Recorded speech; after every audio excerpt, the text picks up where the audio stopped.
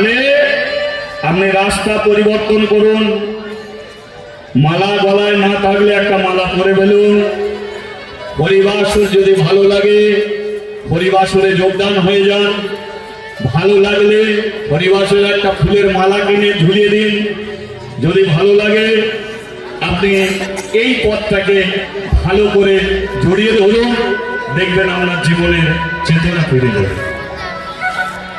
সেই জন্যে যাবে বটে মায়ের দল, কোনো কথায় কান দেবে না, এইভাবেই যাবে। আর ইস্কন মন্দিরে অনেকে যায়, জগন্নাথ মন্দিরে অনেকে যায়, মন্দিরের ভেতরে একটা বিড়ির টুকরো দেখতে পাবে না।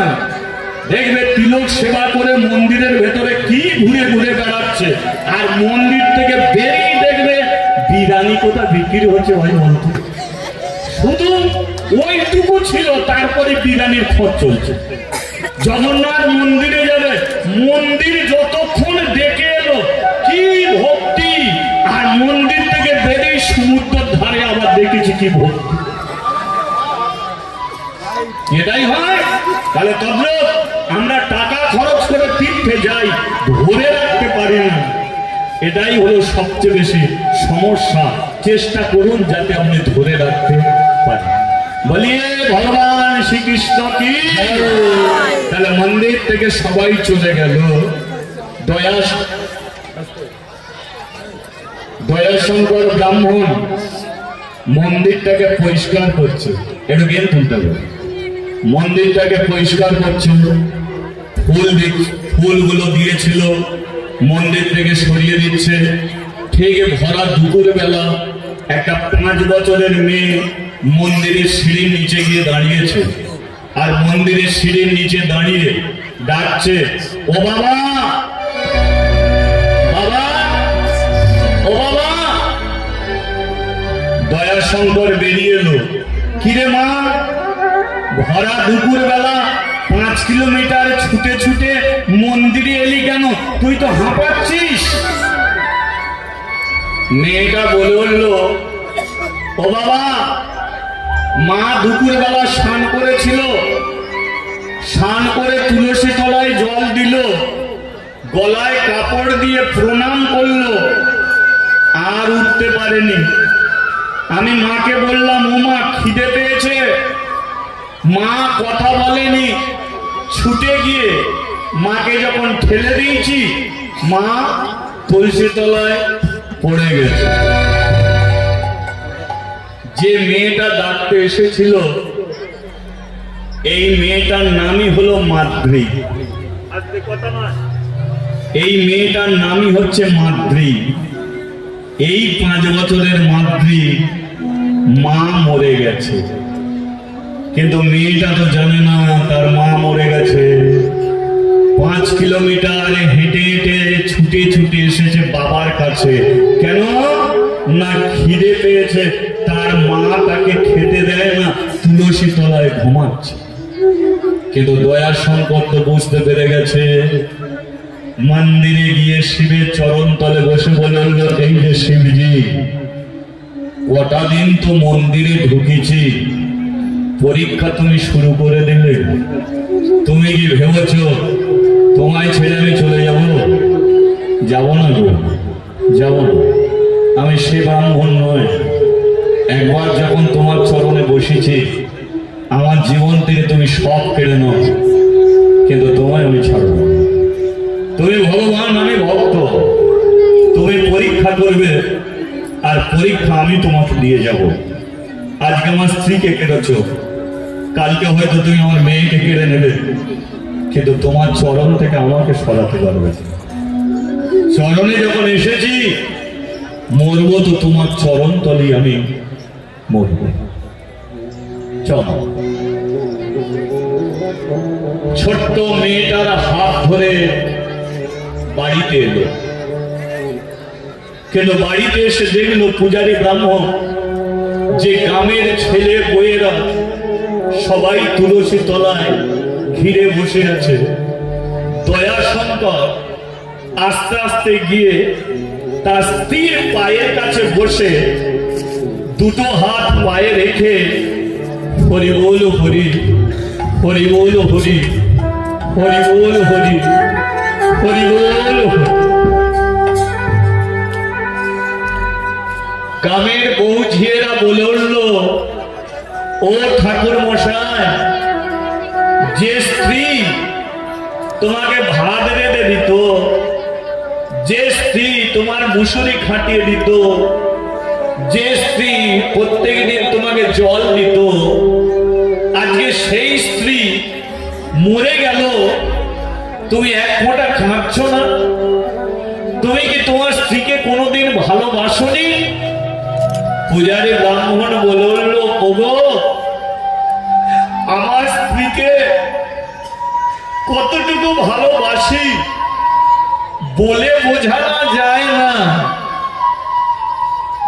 অনেকে বলে আমি অমুক ভালোবাসি, তাকে তমুক ভালোবাসি। মেরে ভাই, ভালোবাসা ওজনের বস্তু নয় যে আমি তোমাকে 2 কিলো ভালোবাসি, 3 কিলো ভালোবাসি। ভালোবাসা হলো মনের বস্তু। যে ভালোবাসা কে কাকে কতটুকু ভালোবাসে এটা বলে বোঝানো যায় না। তদ্রূপ আমার স্ত্রীকে আমি কত ভালোবাসি তোমাদের বলে বোঝাতে পারবো না। কাঁদছ না কেন? কিসের জন্য কাঁদবো?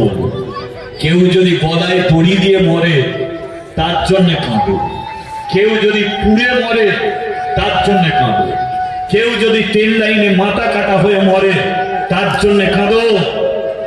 কিন্তু একটা কথা বলে দিচ্ছি, কোনো মেয়ে যদি তুলসী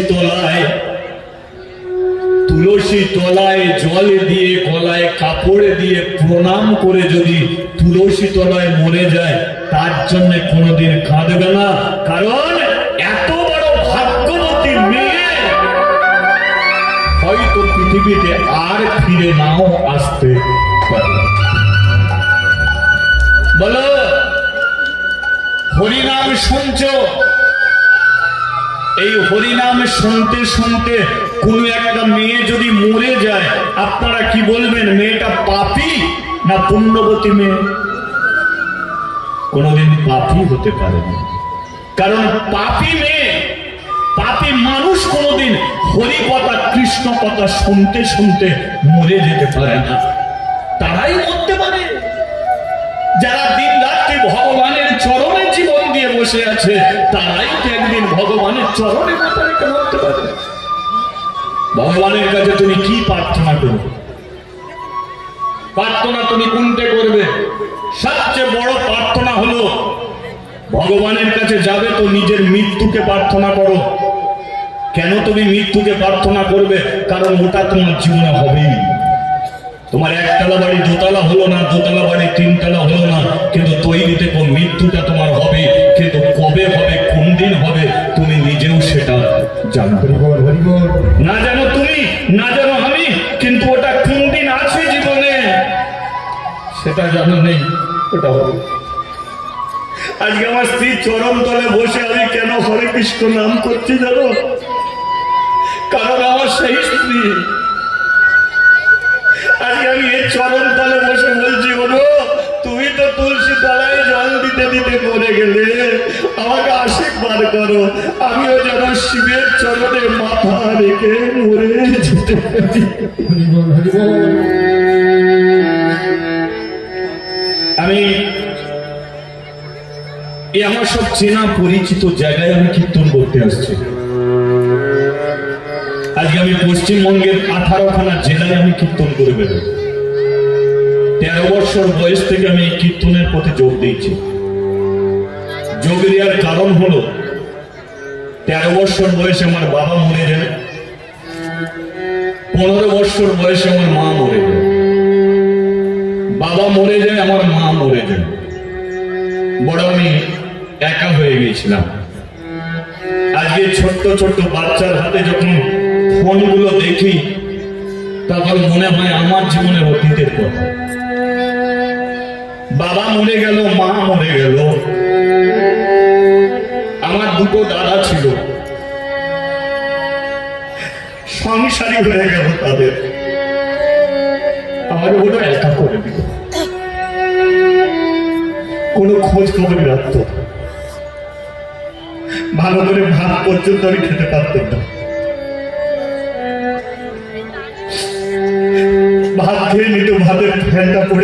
সেই তাকে পেট ভরিয়েছে।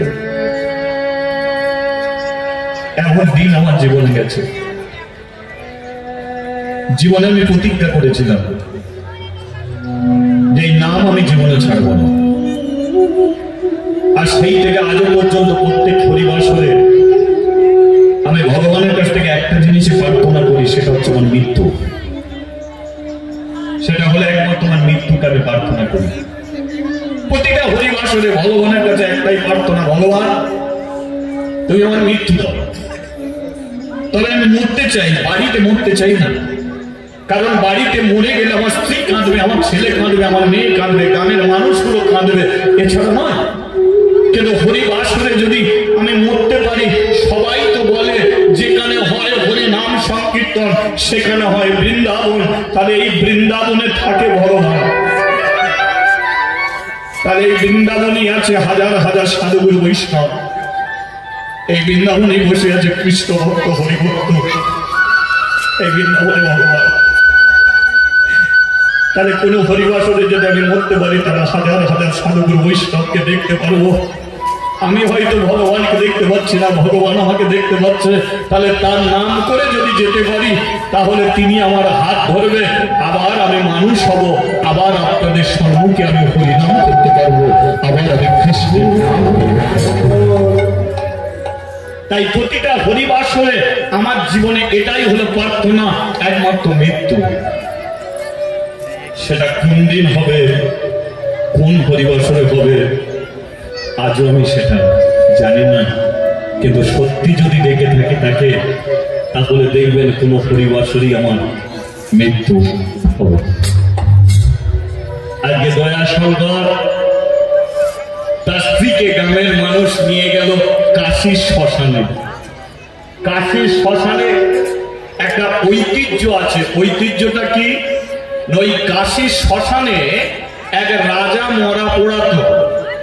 রাজাটার নাম হলো দানবীর রাজা হরিশ্চন্দ্র, তাই তো? হরিশ্চন্দ্র কাশীর শ্মশানে মরা পোড়াতো। সেই শ্মশানে দয়াশঙ্করের স্ত্রী সদ্গতি হচ্ছে। ভেবে দেখেছেন? একটা মরাকে 200 জন নিয়ে যায়, কিন্তু একটা মরা 200 জনকে দেখিয়ে দেয়, আজকে তোরা যে জায়গায় আমাকে দিয়ে যাচ্ছিস তৈরি থাক, তোদেরও জীবনের শেষ ঠিকানা ওই শ্মশান, এছাড়া আর কোথাও। একদিন নীল আকাশে যাবি উড়ে,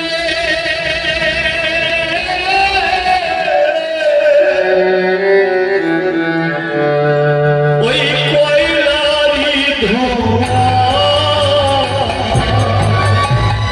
নীল আকাশে যাবি,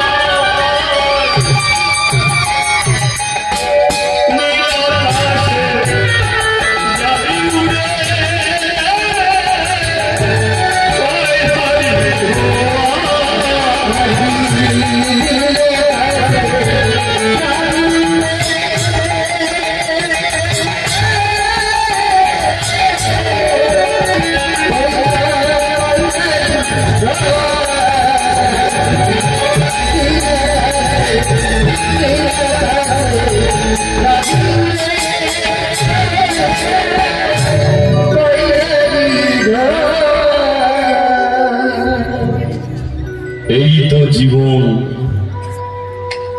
হিংসাদে বাঁধল ক্ষোভ বিশ্বে চিতাতে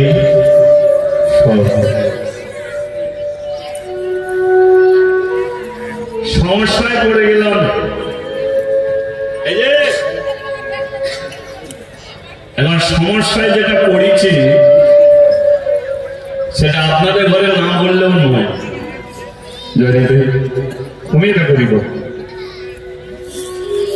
সমস্যায় যেটা পড়েছি সেটা না বললেও নয়। সমস্যাটা হলো এই জায়গায় একটা মানুষ কোনোদিন দু নৌকোয় পা দিয়ে চলতে পারে না, কারণ আমি চলবো কি করি? কারণ আমি মন্দিরের পুজোয় বসি, আর মন্দিরের পুজোয় বসে যদি সংসারের ছোট্ট মেয়েটার কথা চিন্তা করি তাহলে তো পুজো হবে না। আবার মেয়েটার কাছে থাকলে মন্দিরে যাওয়া হবে না, তাহলে যে কোনো একটাকে তো ছাড়তে হবে, হয় মন্দির ছাড়তে হবে, তা নয় মেয়েকে ছাড়তে হবে। এটা বড় সমস্যায় পড়ে গেলাম গো। আমি সিদ্ধান্ত নিতে পারছি না কোনটা ছাড়ব। হ্যাঁ, একটা সিদ্ধান্ত তো আমাকে করে নিতেই হবে। মাদ্রি বাবা চমা তোকে নিয়ে এক জায়গায় যাবো। ছোট্ট মাদ্রির হাত ধরে জমিদারের বাড়িতে এসেছে। এই যে জমিদার বাবু, হ্যাঁ বলুন ঠাকুর মশাই কি হয়েছে? আরে ওহল্লা শোনো, আমাদের মন্দিরের পূজারী ব্রাহ্মণ এসেছে। ব্রাহ্মণকে বসতে দিয়েছে, জল মিষ্টি দিয়েছে। ব্রাহ্মণ বলল, জমিদার বাবু আগেই বলেছিলাম আপনার মন্দিরে পুজো করবো, কোনো মাইনে নেব না, তাই আমি নিই না, পুজোর দক্ষিণাও নিই না। এখন আমি তো কিছুই নিই না, কিন্তু একটা জিনিস আপনাকে আমি দেব, আপনি কি সেটা নেবেন? আরে ঠাকুর মশাই তুমি কি দেবে? আমার এই মেয়েটাকে আপনি রাখবেন। আপনার স্ত্রী তো মা হতে পারে না, তার কাজ করুন না, মেয়েটাকে নিজের মেয়ে মনে করে রেখে দিন, তাহলে আপনার স্ত্রীরও মনের ইচ্ছা পূর্ণ হবে, আর আপনাকেও বাবা বলে ডাকবে। এ ঝাঁট দিতে পারে, এ বাসন মাজতে পারে, বাচ্চা হলে কি হবে? সব কাজ পারবে। জমিদার বলল, ঠাকুর মশাই আজকে আমি বুঝতে পারছি যে ভালো কাজের একটা মর্যাদা আছে। সেটা কি জানো? 12 বছর ধরে আমার স্ত্রীকে বলেছিলাম ছেলে দাও ছেলে দাও ছেলে দাও, কিন্তু 12 বছর পরে আমি যখন গ্রামে একটা মন্দির করলাম, দেখ আমার স্ত্রী গর্বের সন্তান দিল না, কিন্তু ভালো গর্বের জন্য শিবজি একটা মেয়েকে আমার ঘরে পাঠিয়ে দিল। এটাই তো জীবনের ভালো কর্ম, তাই না? হ্যাঁ ঠিক আছে ঠিক আছে, আজ থেকে ও আমাদেরই মেয়ে হয়ে থাকবে, আপনি মন্দিরে যান, ওকে নিয়ে আর আপনাকে ভাবতে হবে না। দয়াশঙ্কর বলে হলো তাহলে একটা ফুল আমি ছাড়লাম, তাহলে এবার মন্দিরে শান্তিতে বুঝে বলতে পারবো। তাহলে মন্দিরে চলে গেল, কিন্তু এবার প্রশ্ন হলো নিজের মা আর বিয়ের পরে আর একটা মা হয়, সেটা হচ্ছে শাশুড়ি মা। বলো কি দুটো ভালোবাসা কি এক হয়ে দাঁড়ায়? নিজের মা ছেলেকে যা ভালোবাসে, শাশুড়ি জামাইকে ভালোবাসে ঠিকই, তা বলে কি নিজের মায়ের মতো ভালোবাসে? এটা বলে পারে কি? তাহলে কি দেখে বুঝবে? বোঝা যায়, দেখবেন একজন মা তার ছেলেকে তুই বলে, কি ছেলেকে তুই বলে, একজন বাবা তার ছেলেকে তুই বলে, কিন্তু শ্বশুর কি জামাইকে তুই বলে? শাশুড়ি কি জামাইকে তুই বলে? বলে। কেন বলে না? কারণ নিজের মা ছেলেকে তুই বলে কেন? কারণ মাই পৃথিবীতে সবচেয়ে তার ছেলেকে ভালোবাসে। তাহলে এই যে তুই তোকারি করে, কে কাকে করে তুই তোকারি? যার মধ্যে ভালোবাসা গভীর থাকে, সেই জায়গাতেই তুই এসে দাঁড়িয়ে থাকে। দাদা তার বোনকে তুই বলে কেন? কারণ বোনের বিয়ের জন্য দাদাই তো সবচেয়ে বেশি পরিশ্রম করে, তাই তো? বোনের দিকে কেউ যদি আঙুল তুলে কথা বলে, পাড়া প্রতিবেশী ছুটে যায় না, দাদা সবার আগে ছুটে গিয়ে তার কলারটা টেনে ধরে। হ্যাঁ, বোন দাদাকে তুই বলে কেন বলে? কারণ ভাই ফোঁটার দিনকে একমাত্র বোনই চন্দনের বাটি নিয়ে বসে থাকে, দাদার কপালে ফোঁটা দেবে। তাহলে তুই যেখানে দেখুন ভালোবাসা সেখানে। তদ্রুপ বৃন্দাবনে কৃষ্ণ রাখাল ছেলেদের সঙ্গে গরু চড়াতো। কেন চড়াতো? কারণ রাখাল ছেলেগুলো তাকে তুই বলে ডাকতো, তাই কৃষ্ণ তাদের সঙ্গে গরু চড়াতো। এবার বলুন, তাহলে তুইয়ের মধ্যে সবচেয়ে বেশি যদি ভালোবাসা থাকে, তাহলে শ্বশুর জামাইকে ভালোবাসে, তুই বলে না, সেখানে আপনি বলে, তুমি বলে, এ থেকেই তো ভালোবাসাটা কমে। শাশুড়ি জামাইকে তুই বলে না, তুমি বলে কিংবা আপনি বলে, এ থেকেই তো ভালোবাসাটা কমে। কিন্তু ছেলেরা তো মূর্খ, মনে কিছু করুন, ছেলেরা তো মূর্খ, নিজের বাপ মাকে প্রণাম করার সময় নেই, আর শ্বশুর শাশুড়ি এলে এক হাত জিভ বার করে আছে, পায়ে ধুলো দেবে। নিজের বাপ মাকে বছরে একবারও পায়ে হাত দিয়ে প্রণাম করবে না, শ্বশুর শাশুড়ি আসতে দেখে তাকে প্রণাম করবে। শ্বশুর শাশুড়ি বলে এই নালে জামাই। এটাই বাস্তবে ঘটে থাকে, তাই না? এটাই বাস্তব। বলিয়ে রাধা মাধবের কি? মাতৃ এলো কোথায়? জমিদারের বাড়িতে। কিন্তু মন তো ভরে না, কারণ জমিদারের স্ত্রী সোনার থালায় খেতে দেয়, কানে সোনা, দামি দামি পোশাক পরিয়ে দেয়, কিন্তু মা কি করত? দেখবেন এক একটা মা তার 5 বছরের কোলেকে নিয়ে দাঁড়িয়ে আছে, কিরে দিদি কি রান্না করছিস? বাচ্চা মেয়েটা কোলে বসে বেশ টুকটুক করে গল্প শুনতো। হয়তো দুপুর বেলা যখন মাঠ দিয়ে ফিরত, ও মা কি রোদ লাগছে, মা চল দিয়ে দিয়ে ঢেকে দিত মাথাটা। তত ছোট্ট মাটির রাজপ্রাসাদে সব আছে, কিন্তু মায়ের কোল নেই, মায়ের আঁচল। তাই রাত্রিকালে চোখের জলে কাঁদে, খুঁজে বেড়ায় শুধু তার মাকে, শুধু মাকে খুঁজে বেড়ায়। এই যে জমিদার বাবু, এক কাজ করো, এ মেয়ে চোখের জল মুছবে না, একে দিয়ে এসো মন্দিরে, বাদ দেখে দুজনেই থাকুক। কি দুজনেই মন্দিরে পড়ে থাকো, নাহলে সেও পুজো করতে পারবে না, আর এরও চোখের জল বন্ধ হবে না। মাটি উঠে এলো কোথায়? জমিদারের বাড়ি থেকে মন্দিরে। বুঝে গেল? এবার বাবা বলে দিল, শোন, মন্দিরে থাকবি ঠিকই, কিন্তু যতক্ষণ পুজো করব ততক্ষণ তুই মন্দিরে থাকবি না। মাটি বলে উঠলো, কি করব? বলে ওই তো অনেক ভক্তরা বসে থাকবে, ওদের সঙ্গে তালি দিয়ে হরিনাম করবে। আমাকে বিরক্ত করবি না, তালি দিয়ে হরিনাম করবি। বলি রাধা মাধবে কি। তাহলে মাতৃ ঠাঁই হলো কোথায় মা? কোথা ঠাঁই আছে? মন্দির। তাহলে দয়া শঙ্কর শিবের পুজো করে, আর মাতৃ আপনাদের সঙ্গে তালি দিয়ে হরিনাম করে। মাতৃর সঙ্গে একটু করা যাবে হরিনাম? করা যাবে তো? চলো।